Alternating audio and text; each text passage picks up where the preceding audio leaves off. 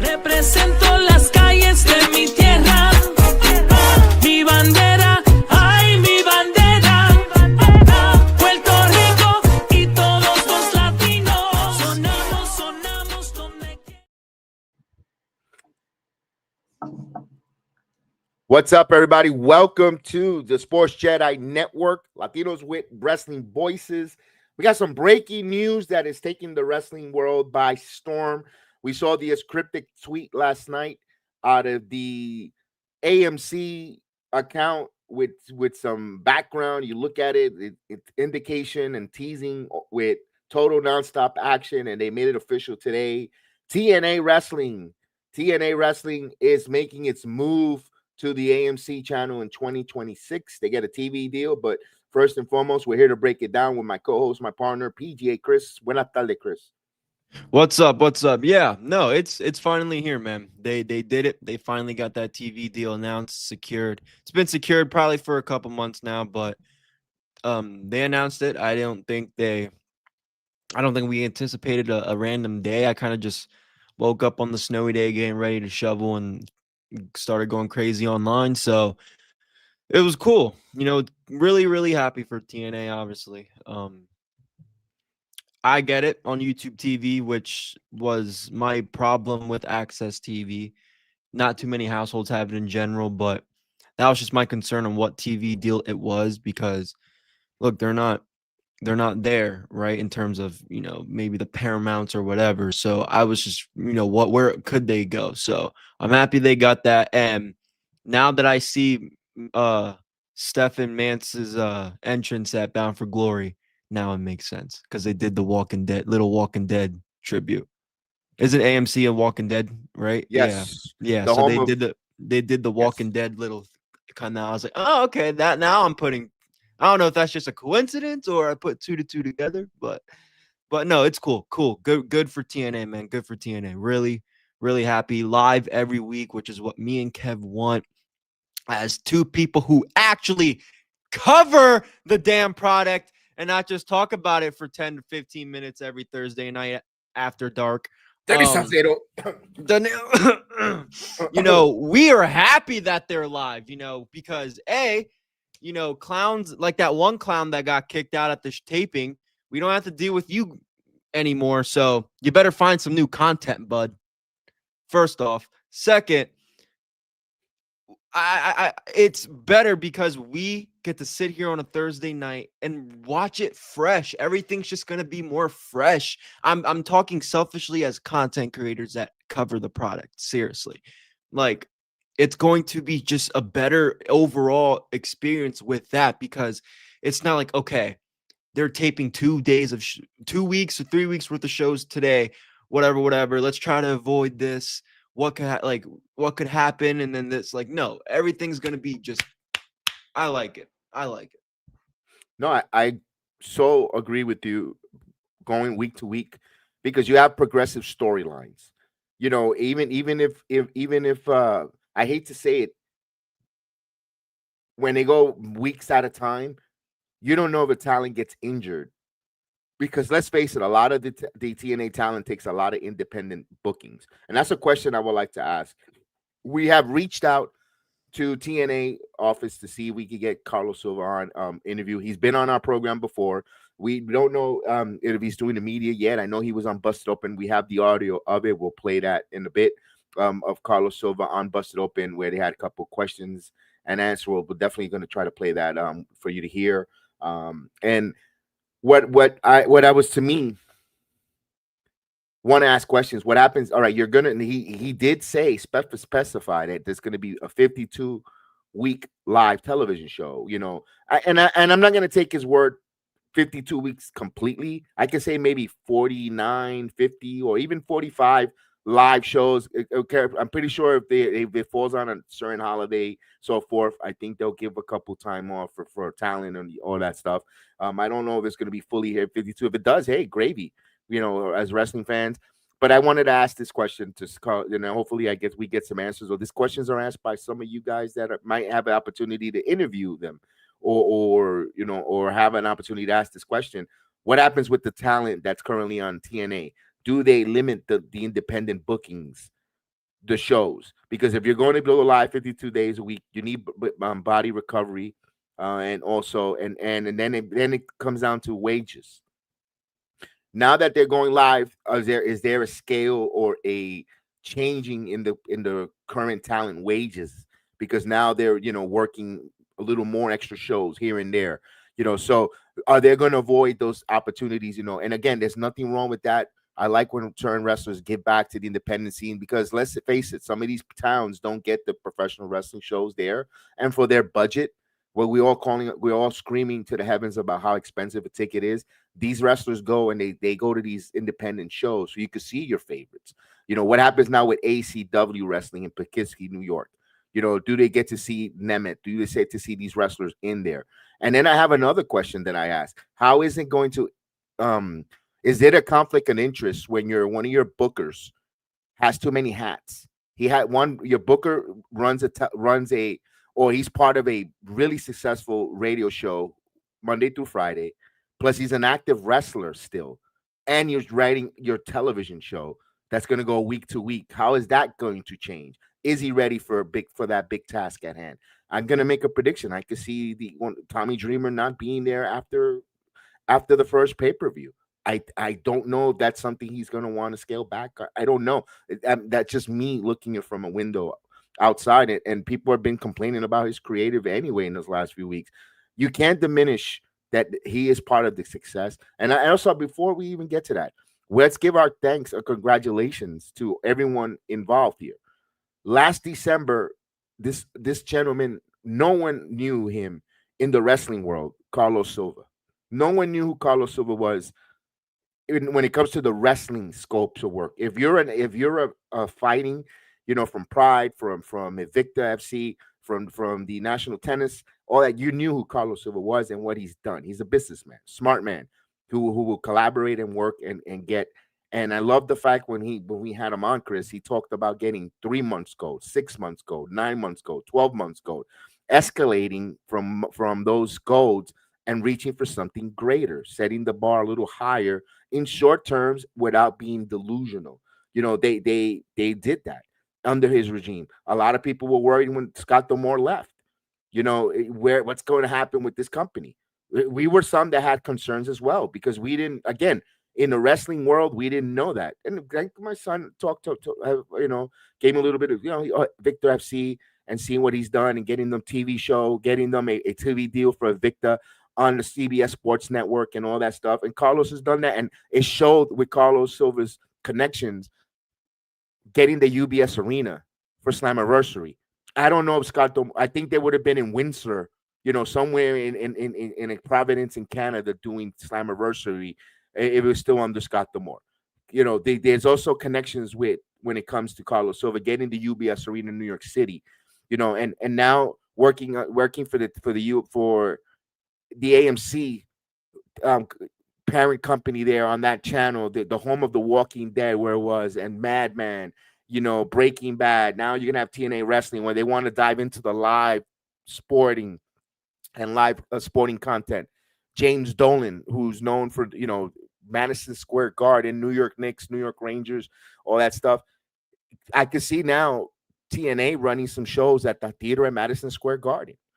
And it's just to boost up that ratings, the live television ratings on the AMC network, plus a live wrestling show. And I like something that Carlos Silva said on Busted Open. Without the WWE partnership and the working, it benefited everyone, because now the NXT talent has another platform to go work on live television on AMC and expand their brand as well. So it's a win-win, Chris.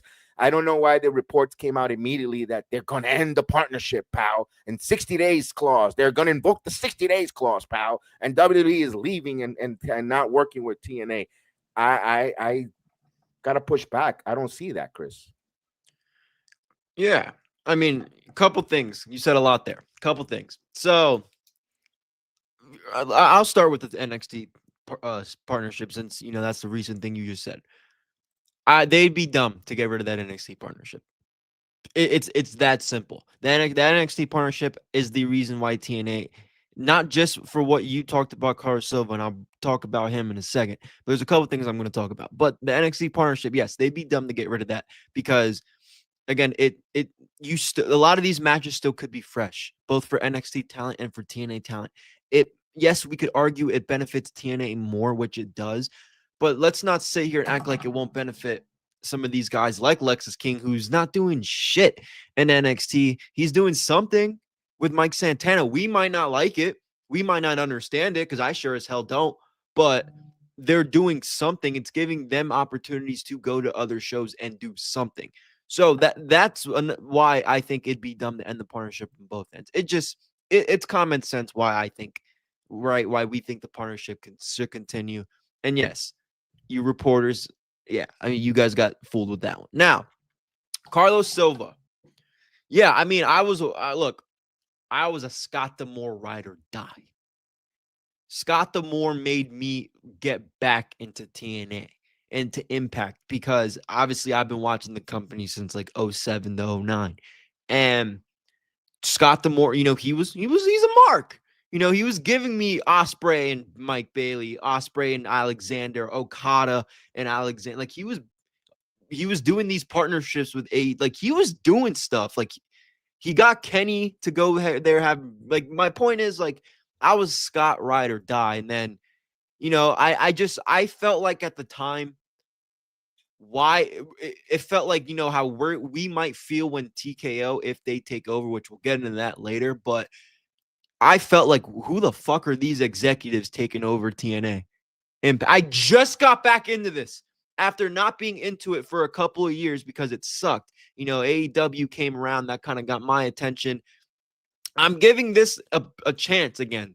This is like maybe 3 years ago or 2 years ago when they did the thing. And I gave it a chance like a couple years ago, but when they did the thing with Scott, I'm like, yo, I just got into this like a year and a half ago. I'm finally giving it a chance, and you're changing it. I didn't understand it. I didn't understand who Carlos Silva was. I researched him, understood but I still thought he was another businessman trying to take over a wrestling company. I was just uneducated. And then, started seeing him with TNA. I started seeing how just it looked different from just the production alone. When Carlos Silva took over, I was like, whoa, this is pretty cool, And then, obviously, we watch it for the channel and stuff, but, take that aside for a second. I was still gonna, let's say I didn't do this, didn't cover it, never met him in person, interview, whatever. Dude, I would still probably gonna give it a chance. And I'm happy I did because he's obviously turned it over big time. He's made TNA look like a big brand again. That's the thing that I loved Scott for giving me the matches that I wanted. And I always appreciate him for that. And I him bringing back the spirit. I do think he brought back the spirit in TNA. I think he did a good job setting Silva up to take over. Yes. Looking back at it now.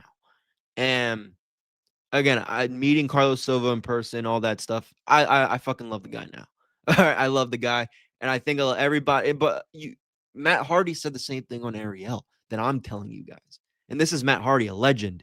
TNA's top talent, or one of them. We were iffy on Silva coming in because we didn't know. Now they're starting, he's starting to understand it. He's one of the best things that ever happened in that damn promotion. Out of all the years, and guys, I've been watching TNA for a long time, longer than a lot of you people might think, longer than a lot of you reporters probably have. And I'm telling you right now, TNA's never looked more like a business, like a legit business since Carlos Silva's taken over. Again, I don't want to go in a rabbit hole, but you brought up some good things about, the independent bookings, Tommy Dreamer. And I'm going to put those in the same category because he allows that shit to happen. He encourages that shit to happen. You don't think he's out going to these independent shows, schools, and like, yo, I'll bring some of my TNA guys. We'll bring some TNA guys. Help you, help us. Boom, boom, boom. Okay. I think he's partially responsible for the independent wrestler, for a lot of Masha's, Mike Santana's. We were in New York, bro. We were in New York during all those indie shows in New York. You're gonna tell me Tommy wasn't with Santana at GCW? He wasn't at Coney Island. He was. Like he encourages it, and he's the writer. I mean, look, I understand he's an active wrestler and he's one of the boys. Now you got to cut that shit out. You got to cut that shit out. You cannot have Mike Santana if you're serious about giving this man the title again and actually making him something like we want him to be. This guy cannot be all. I love all my Puerto Rican independent wrestlers from New York. This is not a diss at you guys. You guys are doing your thing. But my thing is, and I say this with all due respect, Santana is above that at this point. He does not need to be wrestling at Battle Club Pro, risking his injury, risking his health when there's big plans for him right now going into a TV deal that this company has desperately been needing for a while. He's possibly going to be with WWE in 2026, bro. He's going to the WWE when he's done. He needs to cut the indies out. And not just him, everybody that's serious about Leon, stop doing the House of Glory shit, please. I know it's awesome. You and Amazing Red. I'm a mark. Trust me. Amazing Red was one of my favorite TNA wrestlers back in the day. I love it. But that is a spot fest risking you to get hurt. And now you cannot do that. And I put that in the same category because Tommy encourages it, in my opinion. Now, last thing I'll say about it, because you brought up a lot of good things about a lot of different things. Take the floor, man. Take the floor. Tommy Dreamer has got to pick between Busted Open or TNA. And I'll tell you why. It's cute when TNA is taped for a couple weeks in advance and he has nothing to talk about and he doesn't want to spoil anything. So, okay, have this man go and talk about AEW. I didn't understand it before and I understand it now. But if you're going to be writing a show where it's live every Thursday, a wrestling show where this company has the potential to beat out that company that you talk about constantly on your radio show that you were paid to talk about. To me, if I'm an executive at Anthem, that would rub me the wrong way. Him telling Tony Khan and all these people how to book and what they should do in that, I would do what does an Anthem or somebody back there do? I think they have every right to feel some type of way. Do you? I do. I tend to agree with you on that. Yep. I do. That's all. Yeah, go ahead. No, especially, and I want to piggyback off that, especially when you're criticizing their creative points or what they should have done. And if you listen to him when he does Busted After Dark, Busted Open After Dark, whatever show it is, if it's Dynamite or it's Raw, even though they have a working collaboration, it's hard to hear him break things down, which he's not critical. He is very home-humming, very diplomatic on it, but it's like it still doesn't. Eye test doesn't look right. It was like if there was an internet and Vince McMahon was doing a breakdown of Monday Night Nitro and he was on the radio talking about it, and that's the difference here. Or or Jim Cornette when he was doing Smoky Mountain Wrestling breaking down ECW. That's where we're getting to there. That's where, and I know they do the radios now and you got to know how to separate that. Yes, you do. But we're still human at the end of the day. If you want to push a certain narrative or agenda, you could still do it there. Now, when we were talking to now, that's where the wages comes in. Now, you can't tell these wrestlers now that currently been working independent scenes because that's extra cash, extra money, like a Matt Cardona makes on the merch. And he works the merchandise day when he's teaching those TNA wrestlers that are there that are willing to listen, how to make extra money working those tables, working those independent scenes, taking those WrestleCades bookings, and working with Fourth Rope, and working, like you said, House of Glory and Battle Pro and all those different companies. How you're going to now compensate that lost revenue to those talents? Not that you're telling them not to take these bookings. That's fair. That's a slippery slope.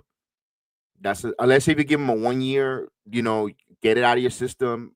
The independent scene in 2027, you're going to be advocated for full-time responsibility to TNA Wrestling, not to any other bookings unless they're approved by. And I understand you could want them to get their bumps, Chris, but I now think you're it just going depends every on week. who it is, though, bro. Look, you should not, if the way that Leon's being portrayed on NXT TV as well as TNA, he should not be taking indie bookings like that, bro. I'm sorry. Especially, dude, he's another one that's out of there once he's done and NXT WWE wants his entrance. He's out of there. I mean, get out of your system now. Sure, I agree with that if you really want to. But my point is, if I'm looking at it strictly right now as they're going into the TV deal, I need you. You're my X Division champion. You're one of my you're 20 years old. You just turned 20. You're not even allowed to have a freaking drink. I need you. You're the future. I can't have you going out to Fourth Rope and God bless them, because I love West Side Gun. I think what he's doing for hip-hop culture, hip-hop's not really my thing anymore, but what he's doing for the hip-hop culture and wrestling, I think it's freaking phenomenal.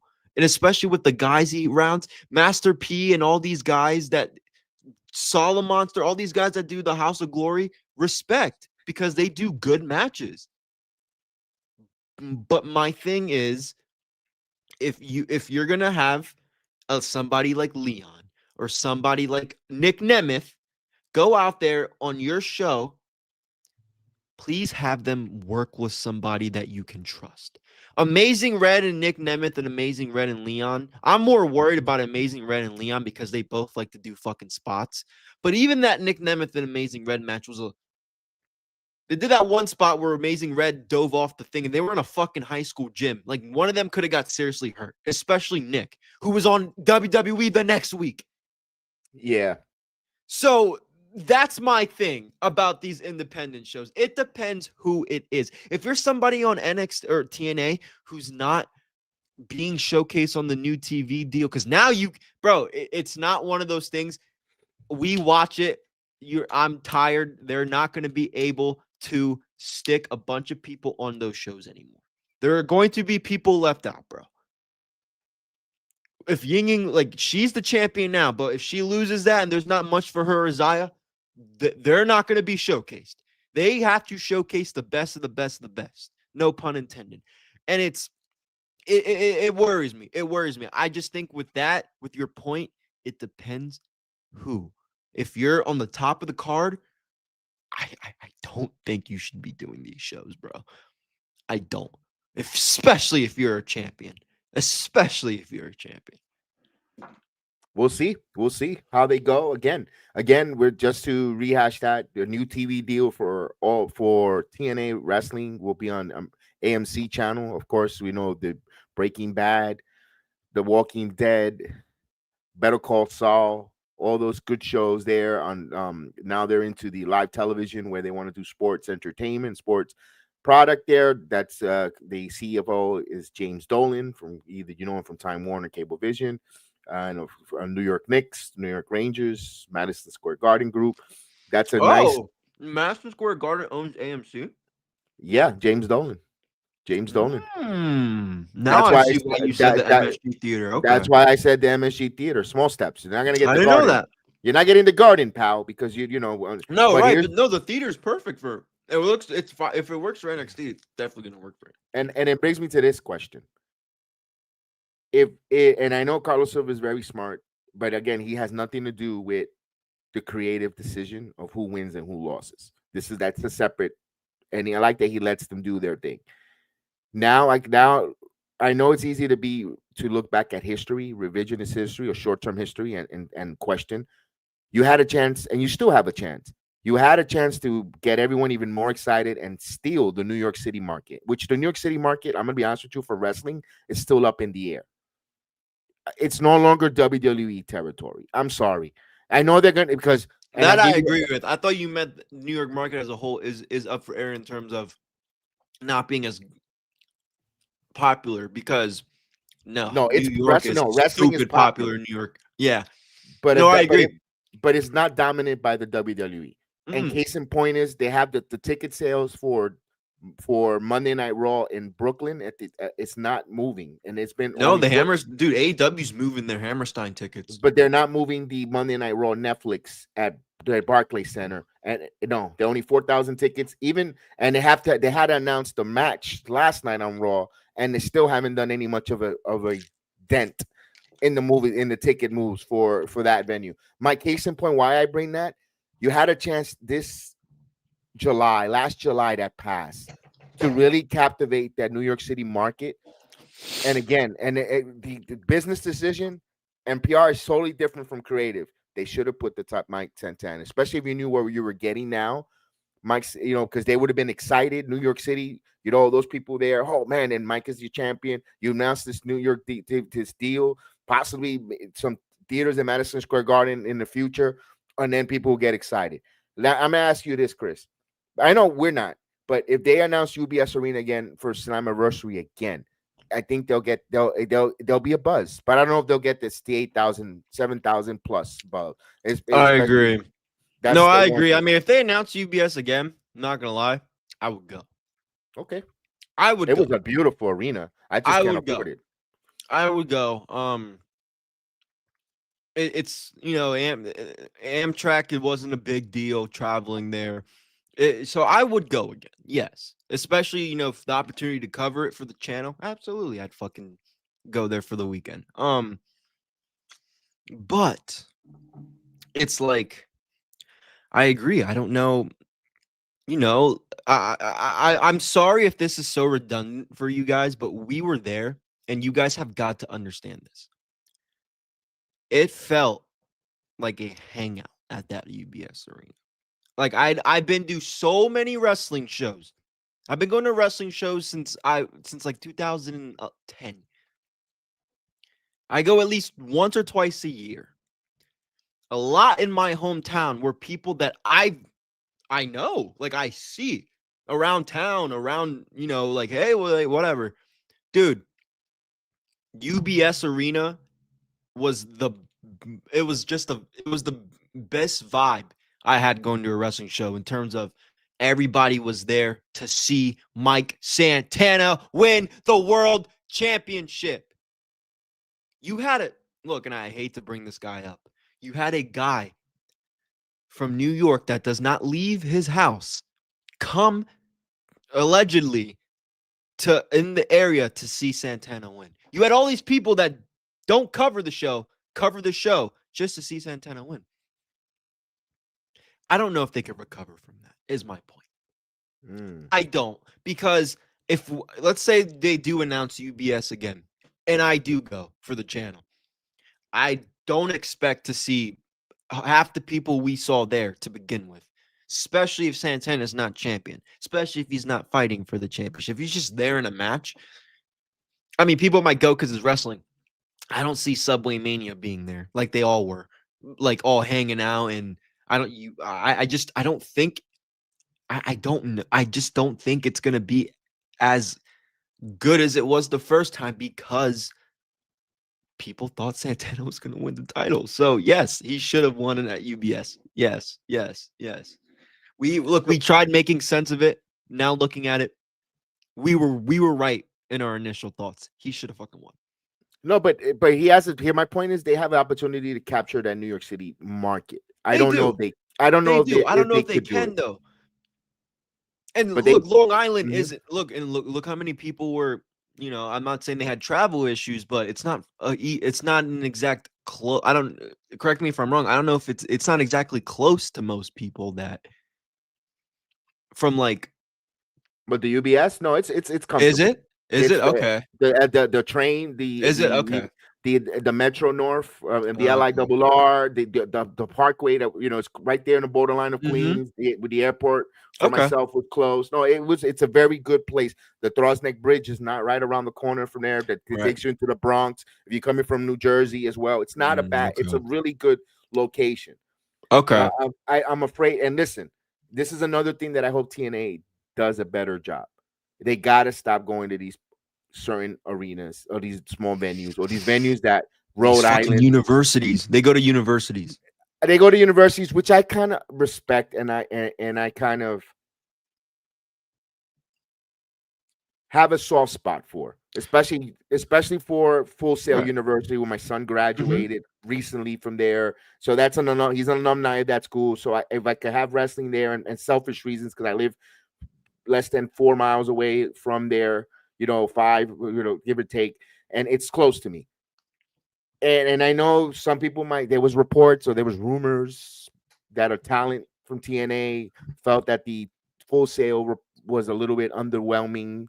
The general audience fell a little down, a little low. They did not, and they feel like they might not go silver. Supposedly, they paraphrased and said that they don't want to go back to that Full Sail venue and all that stuff. Look, they did a terrible job promoting. When they want people to go to the venue, to the arenas, the TNA does a great job with their beat team, or moving, spreading the word, going on different platforms, different stations. We've seen it. We've seen it. When they want a big house, when they want people to show up, they know how to get. They know who to go to the right avenues in their marketing. That's one thing that the PR department does phenomenal. They need to go to different venues. I think they can easily go to the Edition Financial Arena, no problem. You think so?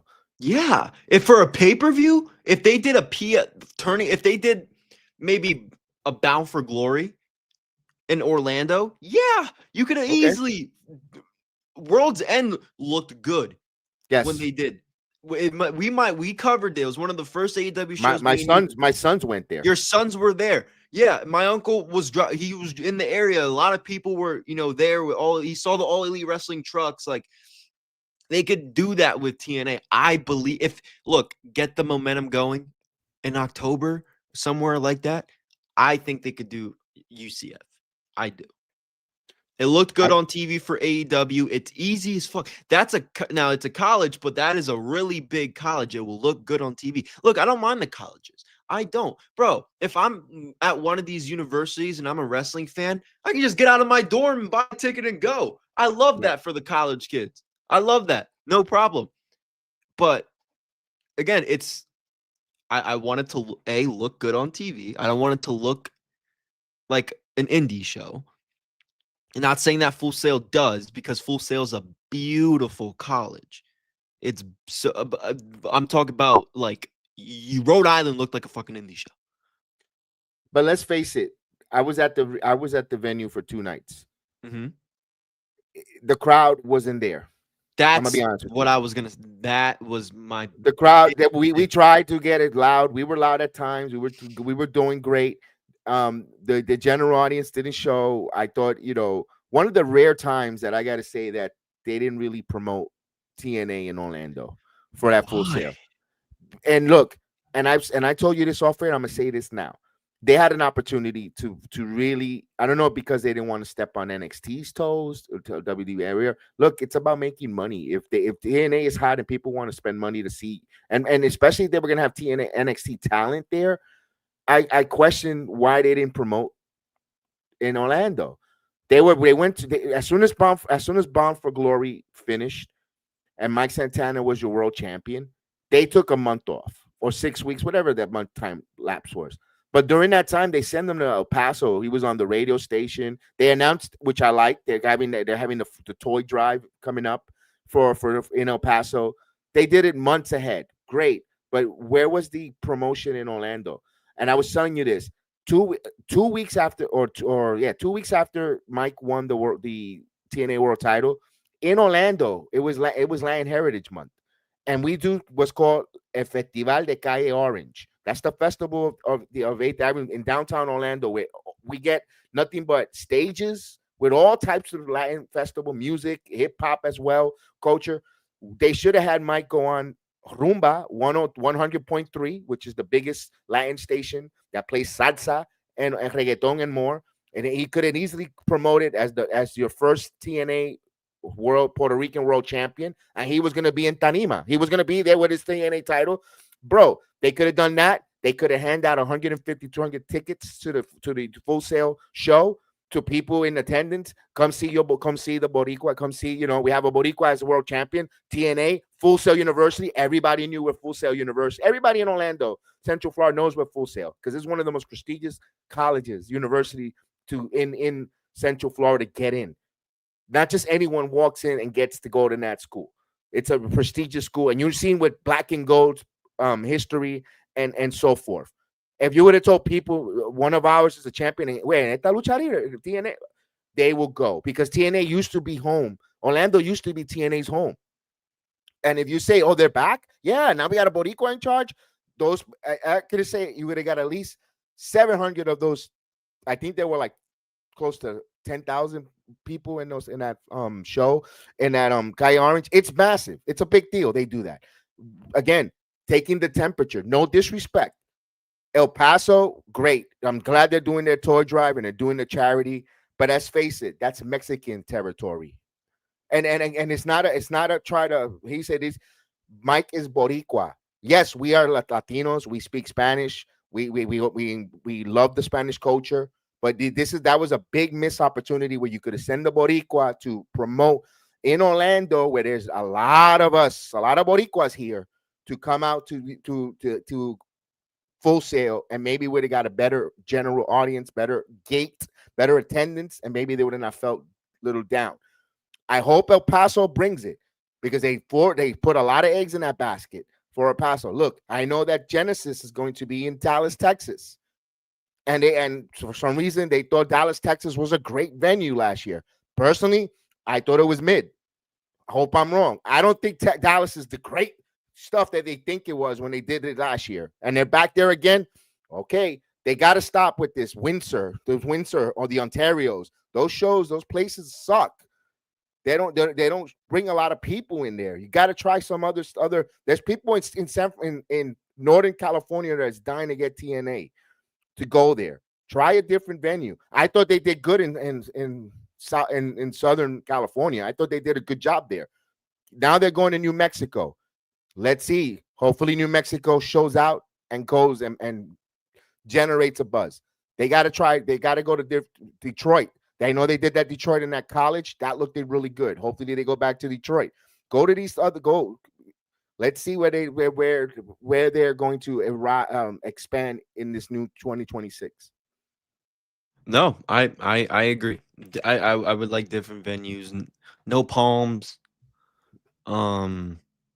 I mean, that's Vegas, but still no Palms. Unless if they're gonna ride off of the WWE, if they're gonna do something the same weekend as WrestleMania WWE. Weekend, Yeah, unless they do another thing sense. at like the Friday night before the Hall of Fame or something, then yeah.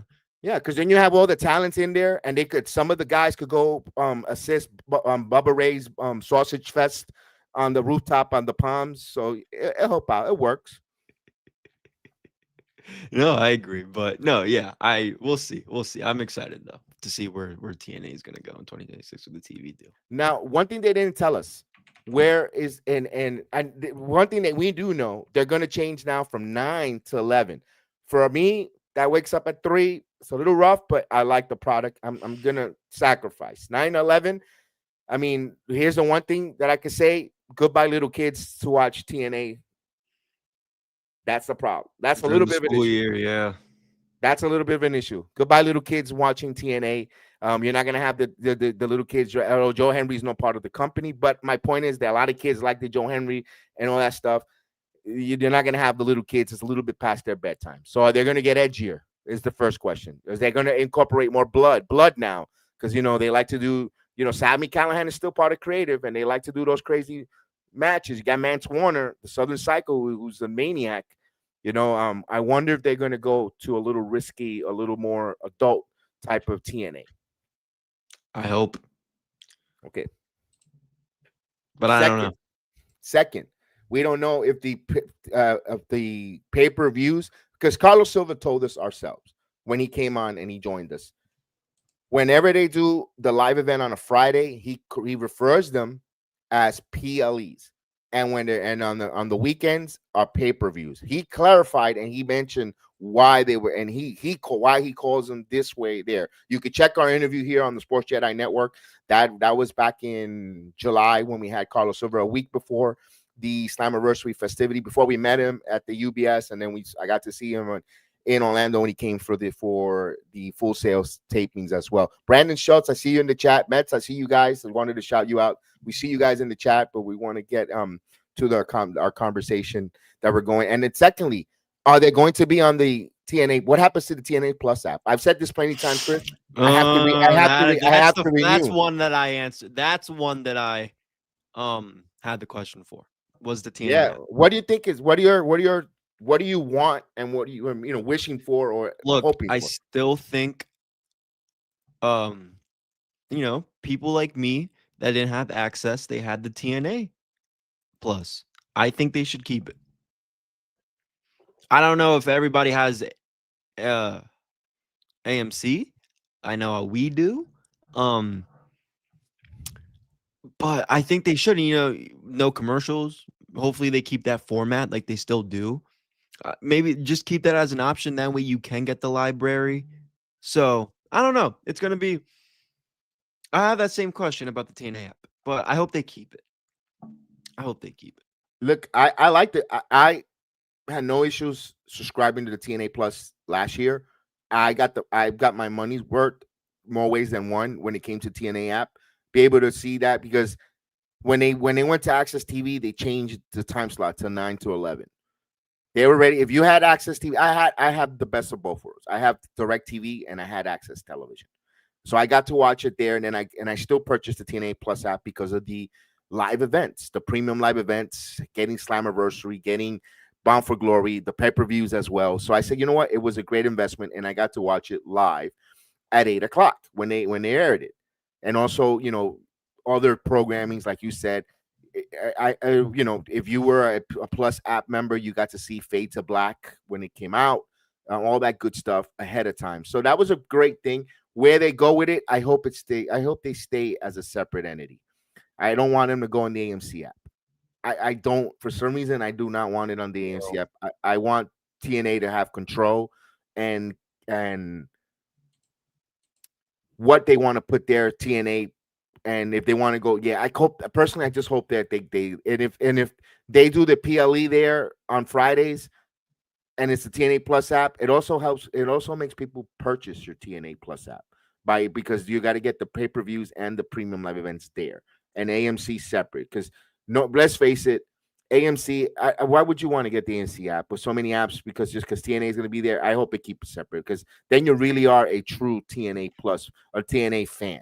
Because then when it comes to negotiation, but people tuned in to watch the Walking Dead episodes, not really TNA. You don't want that in your negotiation unless if they're sweetening the deal and asking for money.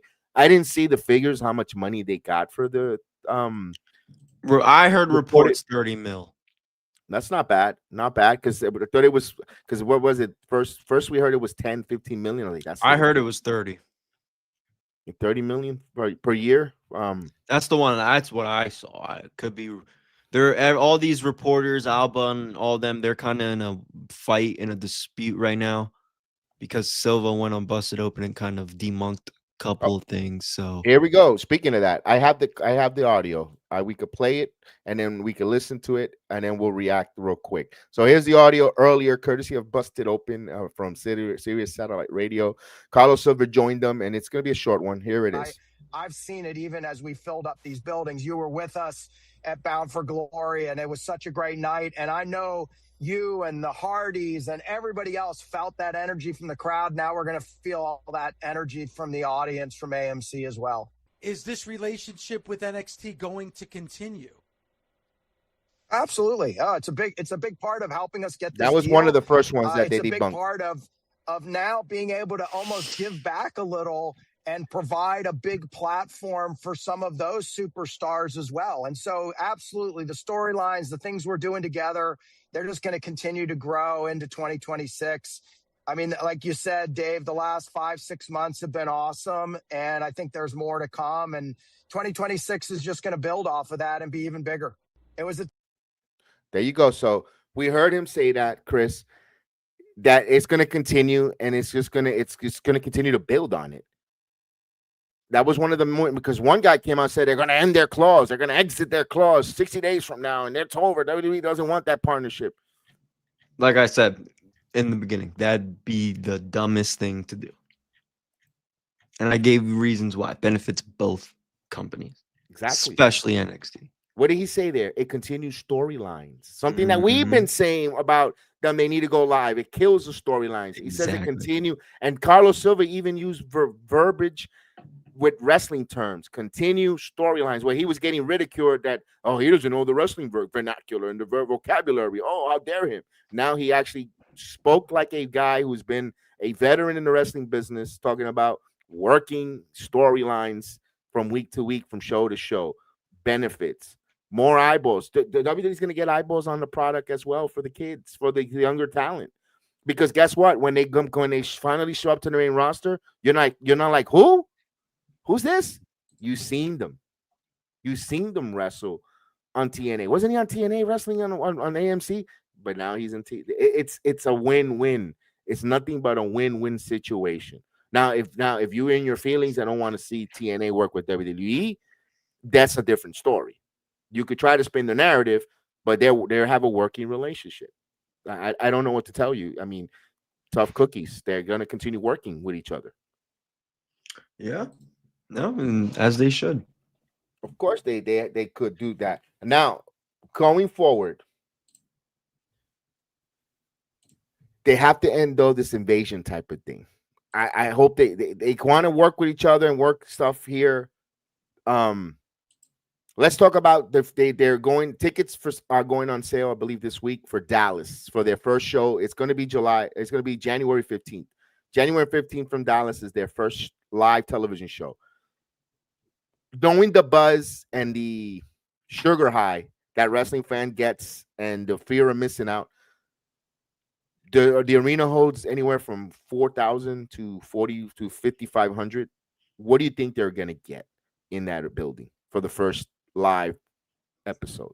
Depends what's announced. You think the card has to do with it? Yep. Okay, fair. I give you that. Fair. So what? And I'm asking you this now. What do you think is going with Final Resolution? Seeing that card and how lackluster that card is, I'm sorry. How is that going to entice you to want to go into the first show to see? That's the problem. Final Resolution has to be a good show to get that momentum going in. It has to be. The card's not looking. I don't doubt the show is going to be good, Chris. But what results can you get out of there that's going to entice you to want to watch? Like JDC, world champion? If JDC is the world champion, I mean, are you really going to get enticed to see Frankie Kazarian? I mean, and JDC just have Frankie. Just have Frankie retain after. Okay. No, have Mike Santana beat Charlie Dempsey. Have Frankie retain. Just have Santana go out at the end. I don't even go off the air. Okay. Go off the air like that. Boom. Set up something for. I want to do something in one of your Paso tapings leading up to them having a match. Boom. There you go. All right. I don't think that's enough. I don't think so either. But I hate to say it. I don't think so either. But from what the card is, a lot of people were saying a face-off where AJ Styles first episode comes out, confronts Frank Kazarian. That'd be fucking phenomenal. That'd be great. That'd be awesome. For your first, and he doesn't have to wrestle, teasing it because the following Saturday is your pay-per-view for Genesis. Maybe they'll do it, they could finally sign it off and have AJ Styles versus Kazarian for the world title. I think that's something like, damn, and he comes on TV to challenge him, you're off and running through the races. But here's then here's the next question. What happens to our boy Mike Santana? Yeah, man. I've been saying the solution since freaking October. Let him challenge the winner of Obafemi and Ricky Saints, please. Look, you're going on a new television network. It's time for a TNA talent to capture an NXT major title, and the perfect person for that going into the new TV deal for helps everyone. It helps Santana on WWE television if you're planning to sign him and poach him away from TNA, and you also want to get TNA in better spots and better opportunities to get the cable ratings. Let him win the NXT title on Genesis or even that first show off the gate against either Oba or Ricky Saints, whoever. Make the storyline where by hook or crook he takes advantage of a ref bump or whatever the case. I just need Mike Santana when they leave Dallas at the end of January for either Genesis or I need him NXT World Champion. Plain and simple. Yeah. No, I agree. Plain and simple. And now the knockouts you got the title on Ying Ying Ling.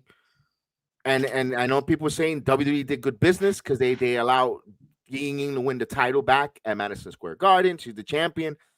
But let's face it, there is no knockout that's going to generate that vision in there. We've been saying this for months. There is no one. This is where TNA partnership with NXT benefits. Is there a rematch clause possibly at Genesis for TNA for NXT wrestler? And I know people don't want to hear it. I don't want to see NXT wrestlers hold the TNA titles. There's certain titles that TNA needs to drop to NXT wrestlers. For now, it's the knockouts. I'm sorry, ladies. Maggie is not ready yet. And by Elegance isn't ready yet to be the face. Indy's still getting her footing. They still don't have that full trust in Indy still. You know, you want to get her people emotionally invested behind her. They're afraid of putting it on Tessa. We said it for many reasons. Le tienen miedo to put on Tessa because she's the one that really, if you want to make sense, she's the one that should be being lead for that title. Too badass. She should be the face of that fucking knockouts division. Her face should be in every single flyer, every single promotion they do from going forward. Tessa Blanchard should be the face of that knockouts division, and it pisses me off still. They're scared. I've been saying this since January. I've been saying this all year. It's disappointing. They're scared. The minute that girl came back to that company, they were afraid of it. Hopefully Marsha Slamovich gets her situation in order, her life in order, whatever it is outside the wrestling ring. That first PLE she came back to, I said she should have won the world title right there and be the face of the company and have a year or two long reign. I'm so serious. She is great, but you fans won't let it happen. And they got some young, talented women coming up the pipeline. Jada Stone, Mila Moore. They've got some good women coming up in there, but they're not there yet. So they still kind of need to rely on the NXT women to further along some storylines. Also, if you don't want to use the NXT wrestlers all the time, AAA, you still have a working relationship with WWE. Some of those talents are so uber talented. You don't think of Mr. Iguana on a Thursday night, coming out and wrestling. They what it's all like about TNA. They have levity matches. They have a little bit of everything. You could bring in a Mr. Iguana, the Psycho Clowns in a tag team against the Sinners and Saints. Have some fun. Steve Macklin still has a receipt coming to Messias. Could we get to that storyline? Don't give us storylines that you don't pay off, like the JBL interfering in Joe Henry's matches and all this stuff, and then you never got payoff. It just went away. It vanished. Like, oh yeah, you didn't see this here. It got erased. We need things to make sense. And now that you're going to be live, I hope they do, Chris. I hope they start going in week to week. That makes sense. Again, so we have some questions. We still got some questions that we like to be answered. The scale rate for the talent, the cutting back on the independent show circuits for these wrestlers. What is that going to look like? And booking creative ahead of now. Is there too many stuff going on with creative outside of TNA's interests, where either radio station running, being part of a wrestling program in the mornings plus after dark, for Tommy Dreamer. Now he's right now with Coach talking right now. Is he doing too much? Plus taking still an independent wrestler, taking active bookings, plus being head of creative with the TNA roster, shows, all that stuff, all that responsibility is that a little too much for Tommy Dreamer. And he's not the only one in creative. He's not the only one. There's another, I believe, like a guy named Hunter and all the others. Is there? I'm not saying change or remove, because sometimes it's easier said than done. I'll bring this, bring that, and sometimes you go from worse to worser. We don't want that. We want to see it better. We look, anything can happen. We thought that the more coming to the company leaving was going to be a downfall, and this guy Silva elevated. Does Silva knows, or will he bring in someone to help with the responsibilities of creative or writing bookers? Do they do the extra money? Do they bring in a Hollywood writer or a someone that works in the industry for writing, Chris? Do you think they go that route, or they continue with just wrestling minds? Just continue with wrestling minds. I agree with you there, because it doesn't really hit too much with WWE sometimes, because they don't understand. They don't understand the concept of a wrestling show and all the different things. So we'll see how that goes, man. But all in all, we are so thankful and happy that they got that. They got a TV deal, that they're moving forward, that TNA is now going to be in a lot of homes, a lot of homes, and more people are going to start getting fed better money. Let's hope. And you know what? Like it if you like it, don't like it if you don't like it. That's it. Now there's wrestling 7 days a week, or 6 days, or 5, whatever you want to say, and you can watch your favorite show and let the people that want to watch their favorite show have fun with their favorite show. And there's a little bit for everyone. This is a buffet. Wrestling right now in 2025, 26 is a buffet. Like what you like, eat what you want to eat, and that's it. Let the others have their cake and eat and enjoy their own meals. That's the way that's all I got to say here. Yeah, I agree. I'm really excited to see what they do. We got NXT tonight. Maybe something happens. We don't know. So yeah, they're back in the Performance Center. After taking a little bit of a hiatus from Gold Rush. And this is the go home show, by the way.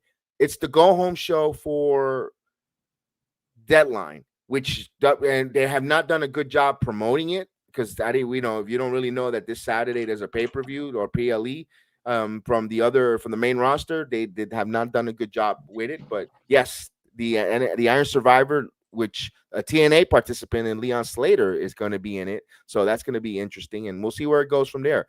And then we got, of course, the rest of the week.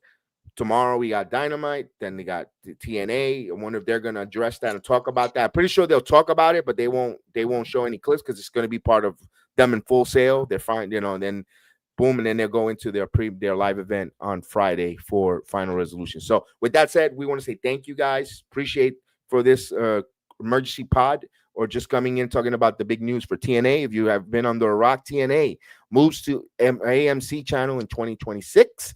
The Impact is the biggest shift ever since going from Spike TV. So good job, TNA. I want to say thank you.